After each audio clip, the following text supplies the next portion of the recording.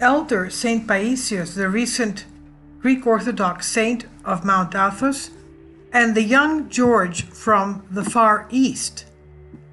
George, a young man of 16 or 17, came to visit Mount Athos of northern Greece to go from one monastery to another.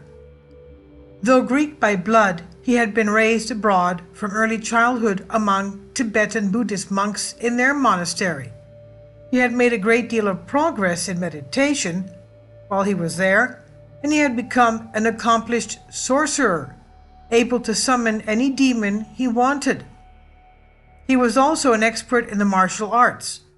Using the power of Satan, he had impressive displays of his abilities. He broke hazelnuts in his palm. He tossed away the shells while the nuts remained attached to his hand.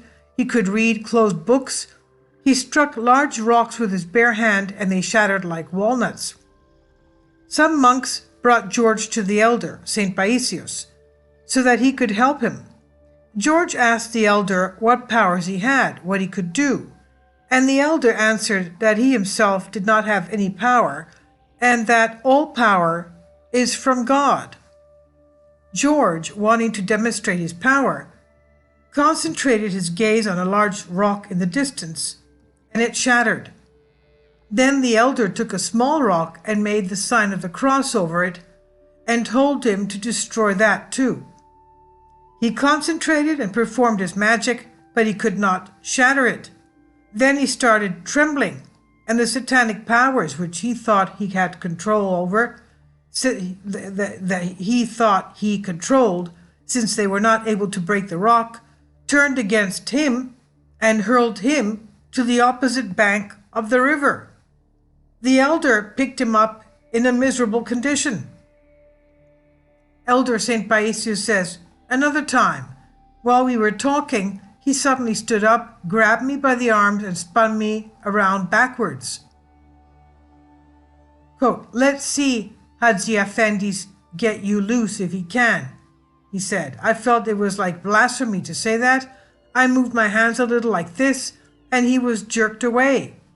He jumped up in the air and tried to kick me, but his foot stopped near my face, like it had hit an invisible wall.